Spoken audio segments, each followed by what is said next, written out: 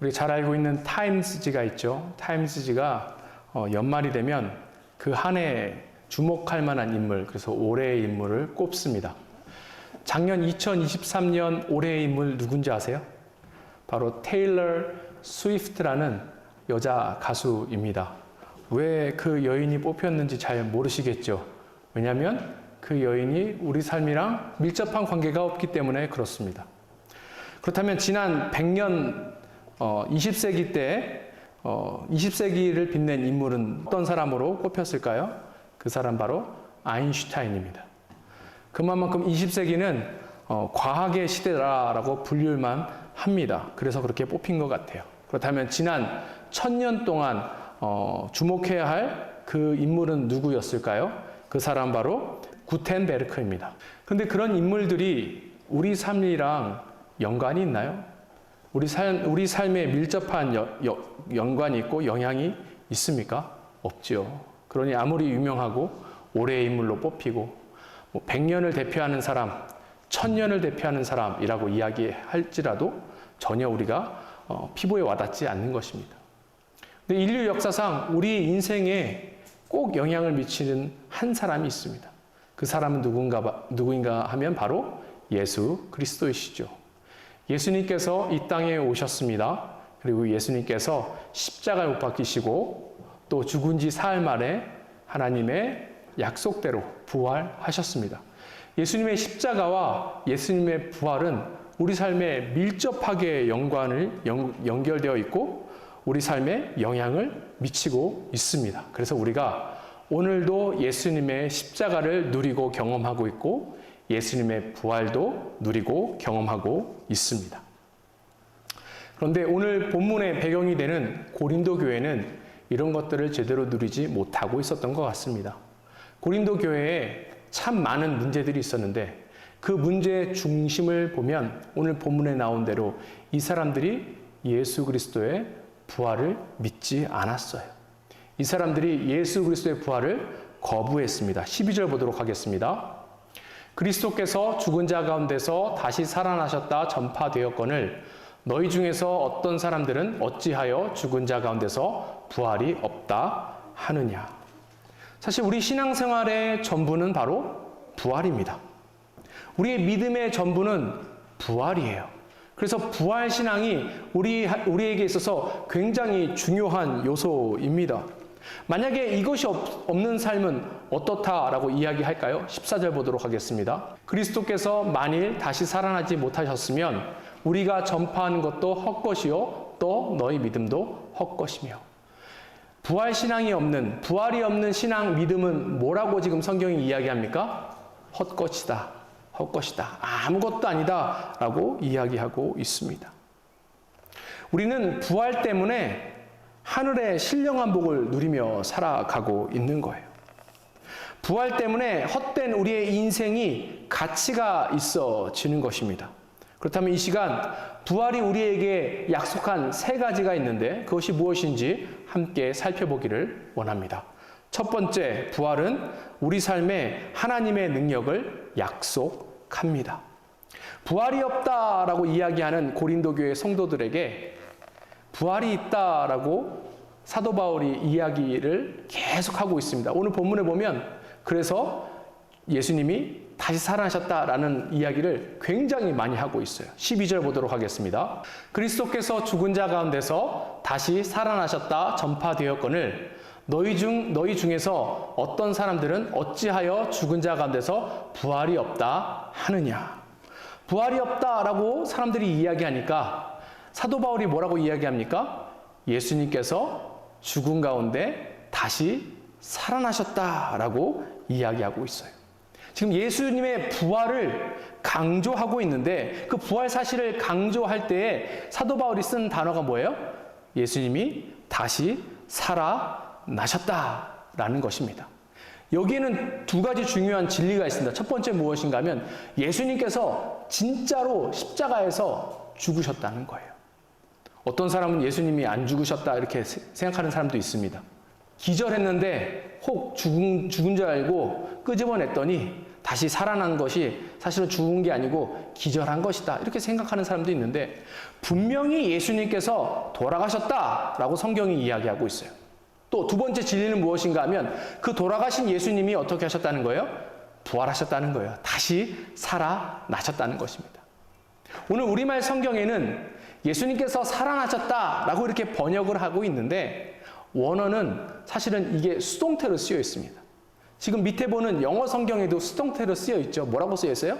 Christ has been raised. 그러니까 사실은 성경대로 번역하면 어떻게 번역해야 합니까?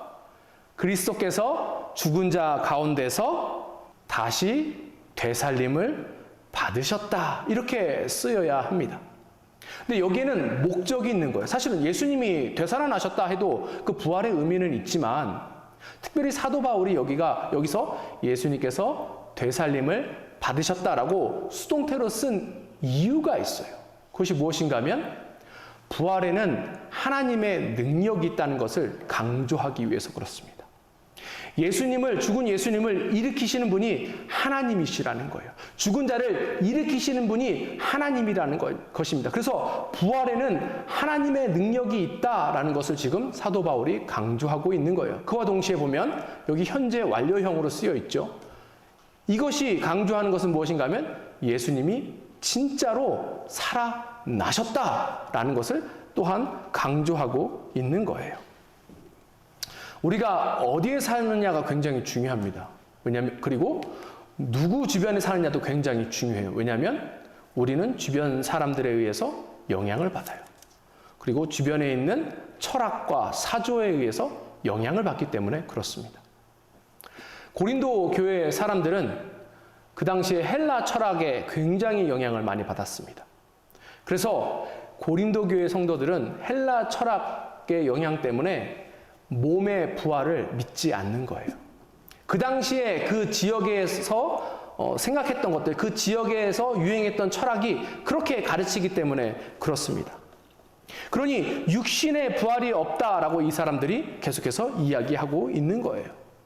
다시 말하자면 지금 고린도 교회 성도들은 사실은 세상 가치를 더 붙잡고 세상 가치에 따라서 살아가고 있다라는 것입니다. 세상 가치를 따르고 살다 보니까 어떻게 돼요?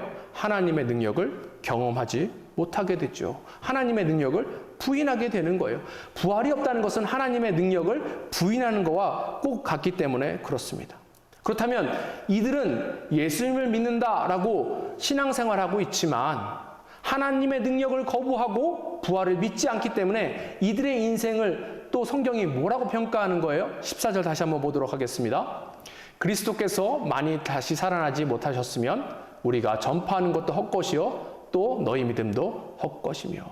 부활신앙이 없는 삶은 뭐래요? 헛것이라는 거예요. 아무리 교회를 열심히 다녀도 부활을 믿지 않고 하나님의 능력을 믿지 않으면 어떻다는 거예요? 헛된 삶이다 라고 이야기하고 있는 것입니다. 부활이 우리에게 주는 약속 중에 하나가 무엇인가 하면 영적인 부활의 약속이에요.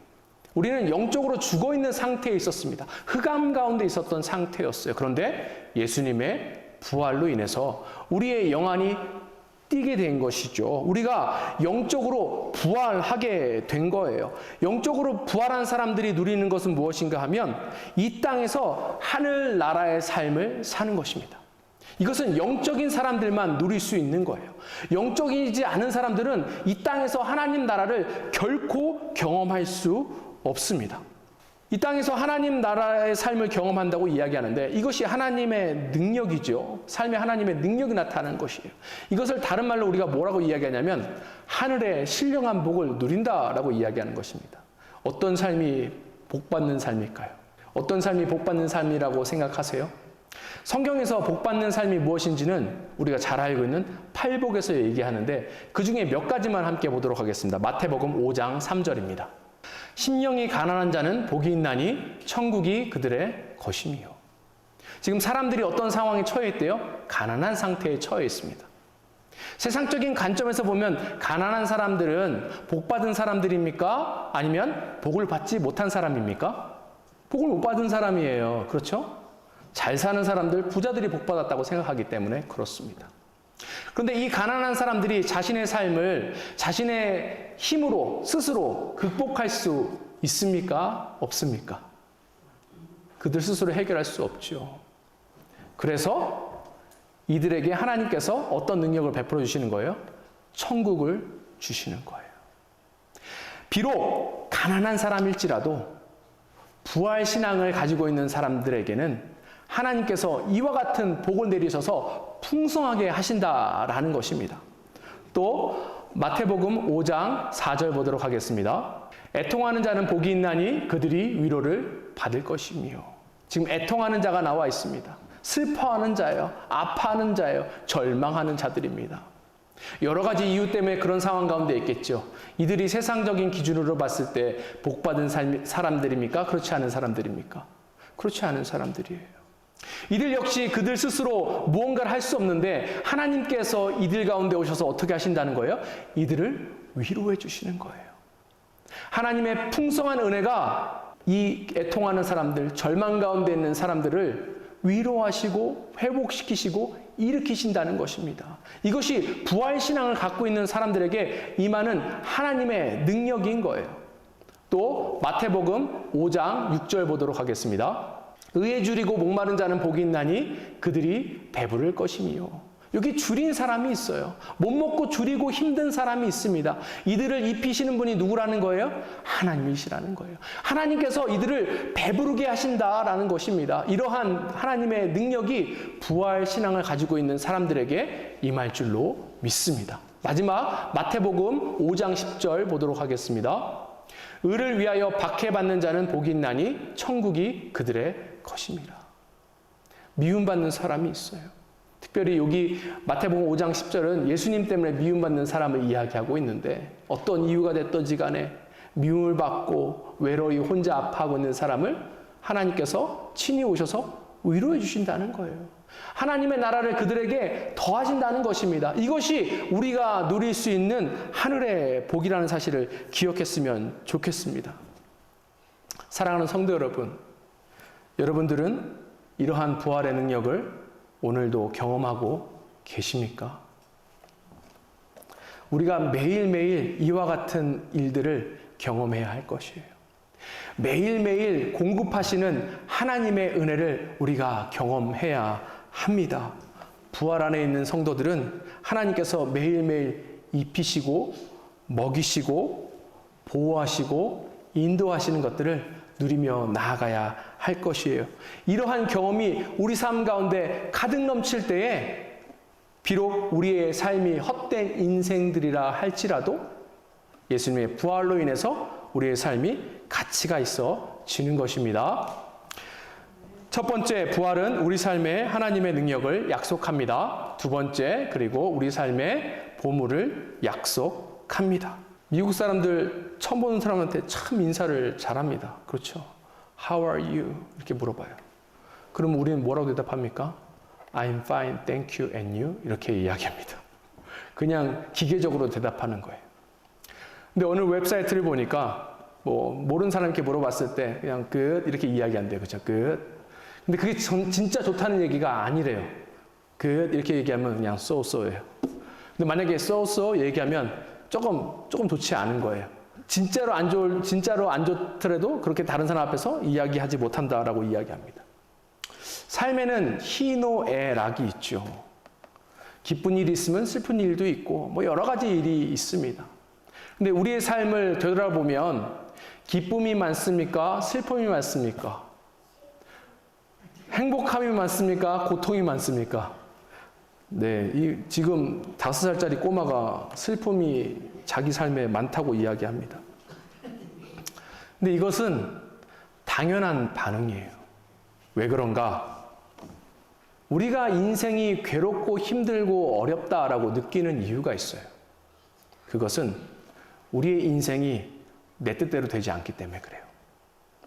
내 손에서 컨트롤할 수 없는 일들이 많기 때문에 인생이 아프다, 고달프다라고 이야기하고 있는 것입니다. 그래서 성경이 이러한 인생을 뭐라고 이야기하는가? 전도서 1장 2절 보도록 하겠습니다. 전도자가 이르되 헛되고 헛되며 헛되고 헛되니 모든 것이 헛되도다. 인생이 얼마나 헛되면 헛되고 5번이나 이야기했습니다. 인생이 헛되다는 거예요. 솔로몬이 인생을 살아보니까 인생이 헛되다라고 이야기하는 것입니다. 그런데 이것이 지금 허무주의를 이야기하고 있는 것일까요? 아니에요. 솔로몬이 왜 헛되다라고 이야기하는가 하면 그가 어느 순간 삶의 방향을 잃고 삶의 목적을 잃고 그냥 어떻게 살아가다 보니까 인생의 끝이 찾아왔다는 거예요. 그래서 그의 인생이 허무하다는 것입니다. 엉뚱한 곳에 다다르니 그 인생이 허무할 수밖에 없다라고 이야기하고 있어요. 오늘 본문에 나오는 헛되다라는 단어도 동일한 단어입니다. 14절 다시 한번 보도록 할까요? 그리스도께서 만일 다시 살아나지 못하셨으면 우리가 전파하는 것도 헛것이요 너희 믿음도 헛것이며. 부활을 부인하는 사람은 방향을 잃어버린 사람과 같다라는 것입니다. 그래서 인생이 헛된 거예요. 그의 믿음이 헛된 것입니다. 그의 신앙생활이 헛된 것이고 그의 노력이 헛된 것입니다. 예수님이 없는 사람들의 삶을 한번 생각해 보세요. 예수님 없는 사람들은요, 세상의 보물을 찾아서 떠납니다. 왜냐하면 그것이 전부라고 느끼기 때문에 그래요. 그런데 예수님을 믿는 사람도 그 안에 부활을 거부하고 부활 신앙이 없고 하나님의 능력을 거부하는 사람은 자신도 모르게 세상의 가치를 따라 세상의 보물을 탐하려 떠난다는 사실입니다.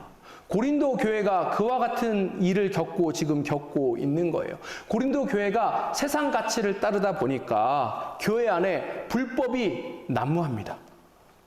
교회 안에 타락이 너무나도 많이 있어요. 그리고 교회가 서로 분열되고 싸우고 다투고 아픔이 넘치는 과정 가운데 있는 것입니다. 저 사람이 못해서 그런 거예요. 저 사람이 믿음이 없어서 그런 거예요. 저 사람이 제대로 제자 훈련 받지 못해서 그런 거예요. 저 사람이 능력도 없는데 높은 자리에 올라가서 그런 거예요. 우리는 이렇게 누군가를 블레임하고 불평할지 모르지만 그게 맞을 수도 있습니다. 하지만 그 근원을 찾아가다 보면 이 사람들이 방향을 잃었기 때문에 그래요. 방향을 잃으니 삶의 목적을 잃지요. 신앙생활의 목적을 잃게 된다고요. 그러다 보니까 세상 사람들과 비교해 봤을 때 전혀 다르지 않는 그러한 삶을 살 수밖에 없는 것이에요. 우리의 삶은 어떻습니까? 여러분의 삶은 어때요? 여러분들의 삶의 중심에는 무엇이 있습니까? 우리 안에 예수 그리스도의 부활이 중심에 있습니까? 우리 안에 어떤 세상적인 것이 중심에 있습니까? 우리가 예수님만 자랑합니까? 아니면 예수님 말고 다른 것도 자랑합니까? 많은 경우에 우리가 세속적인 가치를 자랑하는 경우가 많아요.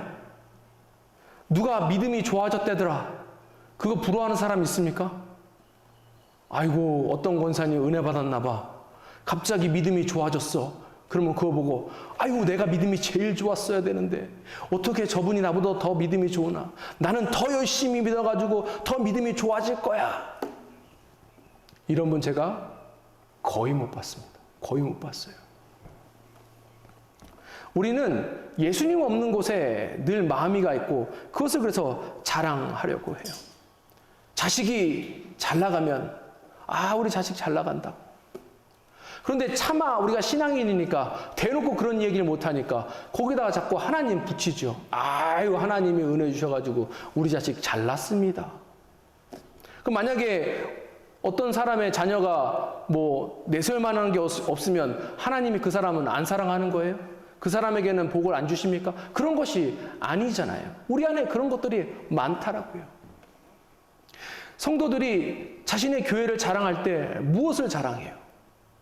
우리 제일 침례교회 성도들은 목사님 자랑하시죠? 안 하시나요? 자랑하실 때는 뭘로 자랑하십니까? 우리 목사님 라스베가스 목사님들 중에 키가 제일 커. 이런 걸로 자랑하시나요? 어떤 교회 성도들은 교회 자랑할 때 자꾸 사이즈, 우리 몇 명 모여. 이걸 자랑해요. 이걸 자랑해요. 우리 안에는 이런저런 프로그램이 많아. 이런 걸로 자랑합니다. 그건 예수님만 자랑하는 것이 아니죠. 아니죠. 우리가 어떤 집에 살고 있고 또 우리가 무슨 차를 타고 있고 그것이 중요합니까? 성경에서 그것을 계속해서 경고하고 있잖아요. 그것들이 뭐예요? 육신의 정욕, 안목의 정욕, 이생의 자랑 아닙니까? 우린 여기서부터 돌이킨 사람들인데 어느새 우리 안에 부활신앙을 잃어버리게 되고 그것을 거부하다 보니까 방향을 잃어버린 거예요. 믿음 생활하지만 방향을 잃고 엉뚱한 데 지금 가 있는 것입니다. 그래서 그의 인생이 헛된 가운데 있다라는 것이에요. 우리가 오늘 고린도전서를 보고 있는데 이 고린도전서의 사실은 핵심이 무엇인가 하면 예수님의 사랑입니다. 사랑이에요. 부활도 예수님의 사랑이 담겨져 있는 것이죠.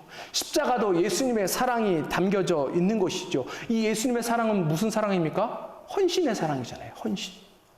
내가 이만큼 하면 저 사람도 이만큼 줘야 돼. 이건 헌신입니까? 아니죠. 그것을 바라지 않고 사랑하는 거예요. 헌신하는 거예요. 그리고 무조건적으로 사랑하는 것입니다. 이 사랑이 하나님께서 우리에게 주시는 보물이다라는 사실을 우리가 꼭 기억했으면 좋겠습니다. 그렇다면 우리 삶의 방향은 어디로 가야 돼요? 이 하늘의 보물, 예수 그리스도의 사랑, 이것에 초점을 맞추고 이것을 얻기 위해서 가야 하고 이것을 나누기 위해서 가야 하는 것입니다. 오늘 이 아침에 예수님께서 우리에게 풍성한 사랑을 더욱더 베풀어 주실 줄 믿습니다. 그 사랑을 우리가 누려야 해요. 그 사랑을 누릴 때 또 그 사랑을 전하며 나아갈 수 있습니다. 그럴 때 헛된 우리의 인생이 무엇보다 가치 있게 되는 줄 믿으시기 바랍니다. 첫 번째, 부활은 우리 삶에 하나님의 능력을 약속합니다. 두 번째, 부활은 우리 삶의 보물을 약속합니다. 그리고 마지막으로 부활은 우리 삶의 소망을 약속합니다. 이 편지를 읽다 보면 이제 고린도전서가 사도 바울이 고린도에게 보내는 편지죠. 읽다 보면 바울의 그 안타까움 그런 것들이 조금 느껴집니다. 지금 바울이 눈물로 이 글을 썼을 것 같아요. 엄청 지금 한탄하고 있습니다. 19절 보도록 하겠습니다.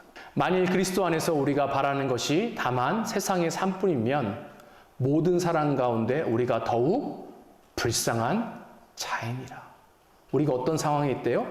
불쌍한 상황 가운데 있다라는 것입니다.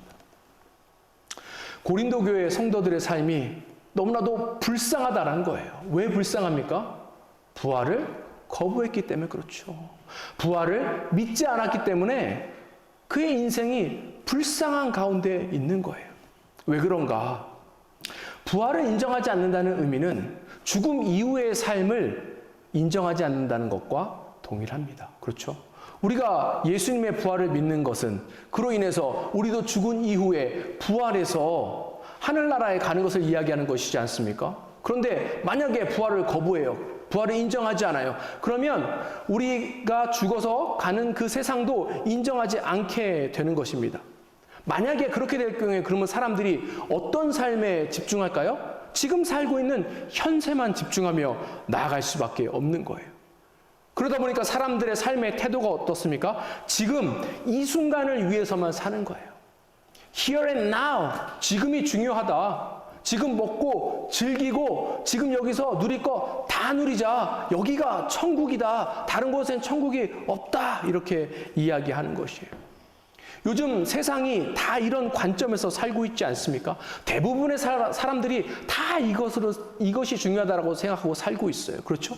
그러니까 이 땅에서 뭐 많이 가져야 돼요. 누리려면 많이 가져야 되고, 가지면 누려야 하고, 그 다음에 누린 것을 자랑하고, 이런 인생이 헛된 인생이고, 이런 인생이 불쌍한 인생이에요. 세상 대부분의 사람들이 이런 세상적인 관점에서 살 때 보면 참 불쌍하다라고 느낄 수밖에 없는 게, 왜냐하면 세상의 소수만 그 모든 것들을 누리고 살잖아요. 세상에서 성공했다고 말하는 사람, 우리가 손꼽을만 하잖아요. 그러면 그 이후에 나머지 사람들의 삶은 어떻습니까? 다 실패자의 삶입니까? 그러면 당연히 실패자의 삶은 불쌍할 수밖에 없는 것 아니에요? 그 인생은 불쌍한 인생이 될 수밖에 없는 것 아닙니까?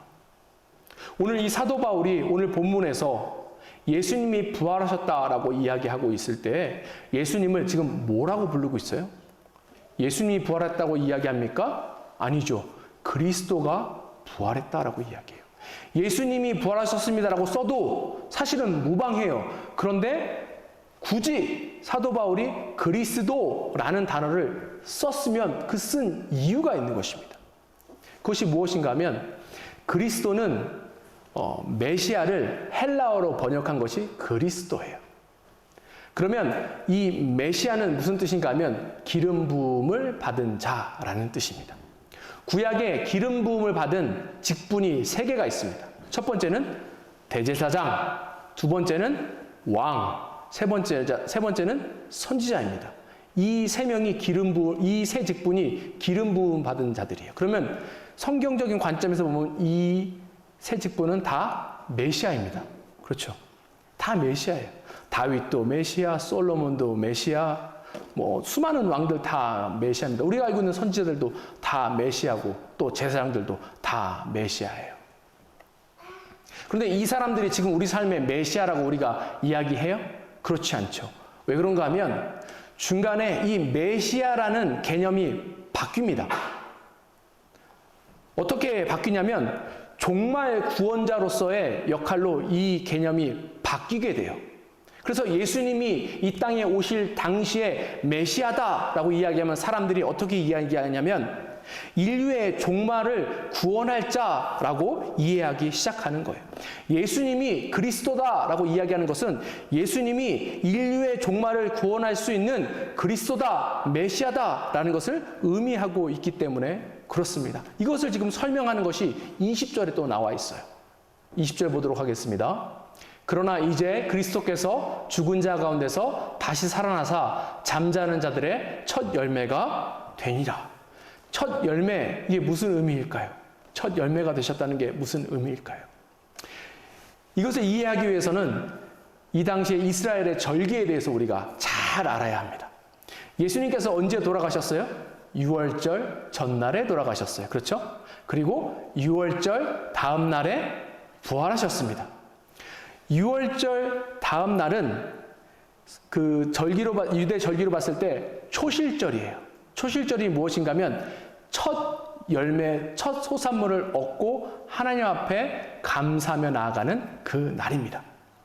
이스라엘은 10월이 비가 내리는 때예요. 이때가 이른비가 내릴 때입니다. 이때 지나고 나면 사람들이 씨를 뿌려요. 그런데 어떤 곡식에 씨를 뿌리냐면 보리와 밀을 뿌리죠. 그러면 보리와 밀에 씨를 뿌리면 보리와 밀 중에 어떤 것이 먼저 열매를 맺을까요? 보리가 먼저 열매를 맺습니다. 그렇죠? 그래서 보리가 무교절 6월절 지나고 첫날에 그때쯤 됐을 때 열리는 거예요. 그러면 그것을 가져다가 하나님 앞에 감사를 드리는 것입니다. 그러면 그날부터 시작해서 그로부터 50일이 지나는 오순절까지 계속해서 풍성한 열매가 맺히며 나아가는 것입니다. 첫 열매는 그 이후에 계속해서 풍성한 열매가 맺혀지는 것을 상징하는 거예요. 풍요로움을 상징하는 것입니다. 예수님께서 죽은 자의 첫 열매가 되셨다라는 의미가 무엇인가 하면 예수님의 부활 때문에 그 이후에 예수님 안에 있는 사람들은 계속해서 부활할 수 있다라는 것을 의미하고 있는 거예요. 예수님의 부활 때문에 성도들도 부활할 수 있는 것입니다. 사랑하는 성도 여러분, 하늘나라에 대한 소망이 있으십니까? 천국에 대한 소망이 있으세요? 그냥 신앙생활 하니까 종교적으로 이야기하는 거, 교리적으로 이야기하는 거 말고 진짜로 빨리 천국에 가시고 싶으십니까? 아멘. 가시고 싶은 이유나 계기가 있으세요? 저는 있어요. 예수님 믿을 때 그런 이제 천국의 확신, 구원의 확신, 사죄의 확신 다 있었지만 개인적으로 천국에 대한 소망, 내가 거기를 꼭 가야겠다라는 계기가 언제 있었냐면 저희 아버지가 먼저 하늘나라에 가셨을 때 생겼어요. 사랑하는 우리 아버지를 내가 꼭 한번 다시 만나야겠다. 아파하시고 고생하셨고 그래서 하늘나라 가셨는데 평안한 그 모습을 내가 꼭 가서 만나야겠다. 부활이 없으면 우리가 이것들을 볼 수 없는 것이지요. 그래서 우리가 품어야 될 게 무엇인가 하면 품어야 될 소망은 우리가 가야 할 본향인 영원한 하나님의 나라. 그것이 우리의 소망이 되어야 할 것입니다. 예수님의 부활은 우리에게 이와 같은 것들을 약속하신 거예요. 예수님의 부활은 우리로 하여금 죽음 이후에 누리게 될 이 풍성한 것들, 하늘나라에서 누릴 수 있는 이 풍성한 것들을 약속하신 것입니다. 우리가 이 영원한 나라를 바라보고 간다면 비록 지금의 삶이 무가치하다라고 느껴지고 지금의 삶이 헛되다라고 느껴질지라도 우리 주님의 부활 때문에 우리 인생이 무엇보다 값어치가 있게 될 줄로 믿습니다. 말씀을 마무리하고자 합니다. 어느 버스가 잘 가다가 사고 나서 그 안에 많은 사람들이 죽었다라고 합니다. 근데 그 사고 난 버스에서 불쌍한 사람 3명이 있었대요. 어떤 사람인가 하면 첫 번째 불쌍한 사람은 69번 버스를 타려고 했는데 잘못 보고 96번 버스를 타고 죽은 사람입니다. 두 번째 불쌍한 사람은 이 버스가 떠나는데 그 버스를 타기 위해서 급하게 쫓아가서 그 버스를 세우고 타서 죽은 사람입니다. 마지막 불쌍한 사람은 사실은 그 전에 내렸어야 되는데 졸다가 한 정거장 더 가는 바람에 사고로 죽은 사람입니다. 사랑하는 성도 여러분, 여러분들은 어느 버스를 지금 타고 계십니까? 오늘은 부활절이죠. 부활절은 예수님께서 우리 죄를 위해서 질고를 당하시고 대신 돌아가셨다가 3일 만에 부활하신 날입니다. 그런데 이 부활이 사실은 성경에는 많은 사람들에게 보여지진 않았어요. 소수의 사람들에게만 보여졌습니다. 그 소수의 사람들은 누구냐면 예수님을 사랑하는 사람들이었어요. 예수님께서 그렇게 하신 이유는 예수님을 사랑하는 소수의 사람들이 예수님의 부활을 경험하게 되면 이 사람들의 삶이 변화되어서 이 사람들이 계속해서 부활의 증인이 될 것을 알고 계셨기 때문에 그렇습니다. 우리는 예수님을 만남으로 인해서 우리 삶이 변화됐어요. 우리는 예수님을 만남으로 인해서 우리의 삶의 이유와 목적이, 우리 삶의 방향이 바뀌게 된 것입니다. 그로 인해 날마다 우리는 하나님의 능력을 경험합니다. 그리고 하나님의 보여주신 그 보물들을 날마다 누리며 나아가고 또 주님이 주시는 이 소망을 또한 날마다 우리가 맛보며 나아갑니다. 사랑하는 성도 여러분, 이 풍성한 하나님의 그 은혜를, 그 부활의 은혜를 매일매일 누리시기 바랍니다. 그리고 그 누리신 것들을 또한 세상 가운데 날마다 전하며 나가는 우리들이 될 수 있었으면 좋겠습니다. 함께 기도하겠습니다.